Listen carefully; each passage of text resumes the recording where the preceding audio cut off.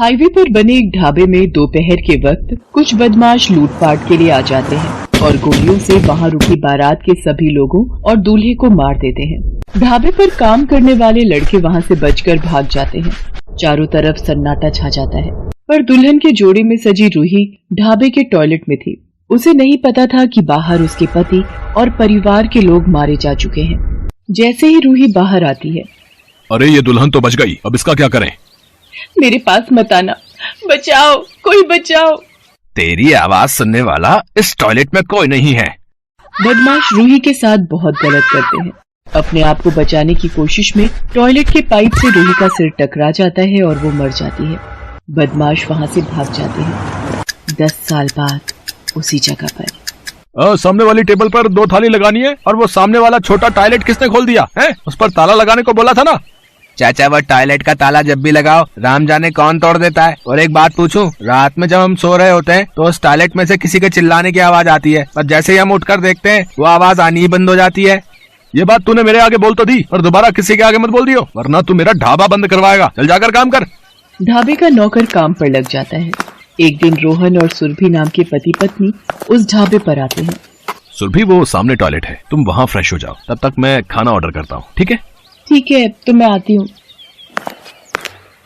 अरे ये टॉयलेट तो बहुत गंदा है, अब क्या करूँ?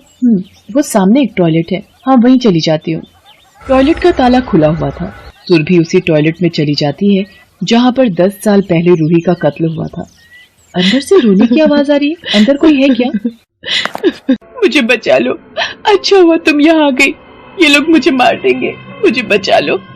तुम रो क्यों रही हो? कौन मार देगा? देखो, घबराओ नहीं, ये तो कोई नई दुल्हन दिखाई पड़ती है। सुरभि जैसे ही दुल्हन का चेहरा देखती है, दुल्हन एक चुड़ैल के रूप में आ जाती है। सुरभि चुड़ैल को देखकर सहम जाती है। कुछ देर बाद सुरभि वापस आती है, पर वो चुप थी। क्या हुआ सुरभि, तुम कुछ खा नहीं रही हो? मैंने तुम्हारी पसंद का खाना ऑर्डर किया है।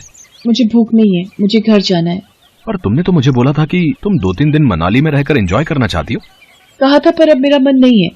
रोहन सुरभि को लेकर वापस घर आ जाता है, पर सुरभि का व्यवहार बदला हुआ था। क्या हुआ सुरभि, तुम अंधेरे में क्यों लेटी हुई हो? मुझे अंधेरे में रहना अच्छा लगता है। जब से सुरभि उस ढाबे से वापस आई है, मैं इसको बदला बदला सा महसूस कर रहा हूँ। हो सकता है ये मेरा वहम हो। अगली सुबह सुरभि रसोई में मांसाहारी खाना बना रही थी। उसकी सास आ जाती है। सुरभि, ये क्या कर रही हो? तुम तो मांसाहारी भोजन नहीं खाती, हमारे घर में शाकाहारी भोजन बनता है। मेरा जो मन करेगा मैं वही खाऊंगी, मुझे रोकने की जरूरत नहीं है बुढ़िया, और अगर ज्यादा बोली तो तुझे काट कर बना लूंगी। ये क्या बदतमीजी है? इस तरह से बड़ों से बात करते हैं क्या? तू मुझे सिखाएगा किसी से कैसे बात करते हैं? तुझे मैं जिंदा नहीं छोड़ूंगी। नहीं नहीं सुरभि बेटा, रोहन को छोड़ दो। इतनी देर में सुरभि बेहोश हो जाती है। रोहन और उसकी माँ एक पहुंचे हुए तांत्रिक के पास जाते हैं। जहाँ तक मैं देख पा रहा हूँ, क्या तुम्हारी पत्नी ने कोई पब्लिक टॉयलेट का इस्तेमाल किया था? हाँ बाबा, 2 दिन पहले हम मनाली घूमने जा रहे थे, रास्ते में एक ढाबा पड़ा, सुरभि वहाँ पर एक टॉयलेट में गई और वहाँ से आने के बाद उसके व्यवहार में बदलाव आ गया। तुम्हारी पत्नी सुरभि में टॉयलेट में रहने वाली एक चुड़ैल की आत्मा आ गई है। हमें सुरभि को वापस उसी जगह ले जाना होगा। तांत्रिक बाबा सुरभि को कुछ मंत्रों से बेहोश कर देते हैं और उसे वापस उसी ढाबे पर लेकर जाते हैं। ये ढाबा पिछले 10 सालों से बंद पड़ा हुआ था। मेरे पास कम रुपए थे, इसलिए मैंने इसे सस्ते में खरीद लिया। मुझे इस ढाबे को बेचने वाले ने पहले ही कह दिया था कि हमें इस टॉयलेट का इस्तेमाल नहीं करना। पर ऐसा क्यों? आखिर ये चुड़ैल कौन है? मेरी पत्नी की जान खतरे में है, मुझे पूरी बात बताओ। आज से 10 साल पहले यहाँ कुछ बदमाशों ने हमला करके एक बारात को लूटकर सभी बारातियों को मार दिया था, पर उस वक्त दुल्हन टॉयलेट में थी। बदमाशों ने उस दुल्हन की इज्जत लूटकर उसे मार दिया। कहते हैं उसी की आत्मा यहाँ चुड़ैल बनकर भटक रही है।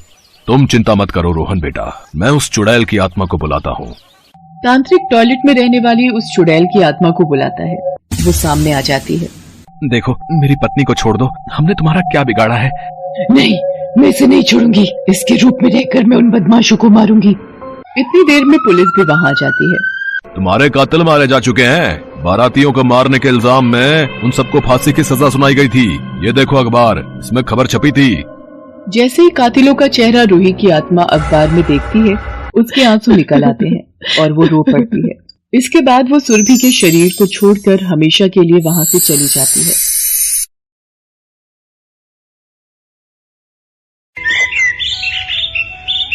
बंसी और हरिया 1 महीने बाद शहर से वापस अपने गांव मोहनपुर आए थे। दोनों ट्रेन से उतरे और पैदल ही चलने लगे। हरिया चलना इधर, रेल की पटरी के रास्ते, जल्दी घर पहुंच जाएंगे। ठीक है तो फिर चल, वैसे भी मुझे बहुत जोरों की लगी है, समझ गया ना? हाँ हाँ, रास्ते में निपटते हुए ही घर पहुंच जाएंगे, फिर इतनी दूर रेल की पटरी के पास कौन आएगा? अरे ये सामने बोर्ड का साहब है, इस पर तो कुछ लिखा है, खुले में शौच करना मना है। अरे न जाने ऐसे कितने ही बोर्ड रेल की पटरी और गांव की सड़क पे लगे मिलेंगे भाई, हैं? ये ले मैंने फेंक दिया इस बोर्ड को, अब करेंगे हम खुले में शौच, हैं? हरिया और बंसी गांव के नजदीक रेल की पटरी पर ही खुले में शौच करने लगते हैं। तभी दोनों की पीठ पर कोई लात मारता है और दोनों दूर जाकर गिरते हैं। कौन है? ये धक्का किसने दिया? बंसी, ये बोर्ड दोबारा कैसे खड़ा हो गया रे? लगता है यहाँ कोई भूत प्रेत या चुड़ैल है। तभी वहाँ एक चुड़ैल की आत्मा आ जाती है। तुम दोनों ने ये बोर्ड हटाने की हिम्मत कैसे की? मैं तुम दोनों को खून पी जाऊंगी। हरिया भाग यहाँ से, यहाँ पर तो चुड़ैल है, ये हमें पकड़कर खा जाएगी, जल्दी भाग। जो भी खुले में शौच करने आएगा मैं उसे ऐसे ही तंग करूंगी। बंसी और हरिया वहाँ से तेजी से भागते हैं और सीधा गांव में अपने घर के बाहर जाकर रुकते हैं। क्या हुआ बंसी भैया, हरिया भैया, आप लोग ऐसे भागते हुए क्यों आ रहे हो? रुक, पहले सांस तो लेने दे, फिर बताते हैं। ये लो पानी पियो और इत्मीनान से बताओ आखिर हुआ क्या? रेल की पटरी पर हमने एक चुड़ैल देखी, वो तो गनीमत है हम दोनों वहाँ से भाग आए, वरना वो हमारा खून पी जाती। तुम लोगों ने जरूर वहाँ खुले में शौच किया होगा। गांव के सब लोग इसी चुड़ैल के कारण बहुत परेशान हैं, इसलिए सब यहीं नजदीक ही जाकर शौच कराते हैं। गांव में लोग भले ही आसपास खुले में शौच करेंगे, पर कोई भी गांव में शौचालय बनवाने के बारे में नहीं सोचता था। मुखिया का बेटा आनंद शहर में नौकरी करता था। उसने लव मैरिज की थी और वो अपनी पत्नी प्रिया के साथ गांव आता है। आनंद, मैंने पूरे घर में ढूंढ लिया टॉयलेट, कहाँ बना हुआ है? मुझे फ्रेश होना है। प्रिया वो ऐसा है, हमारे घर में क्या यहाँ पूरे गांव में टॉयलेट नहीं है?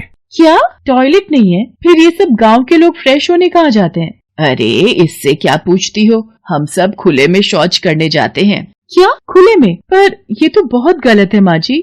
इसमें क्या गलत है? घर पूजा पाठ और रहने के लिए होते हैं, शौच के लिए नहीं।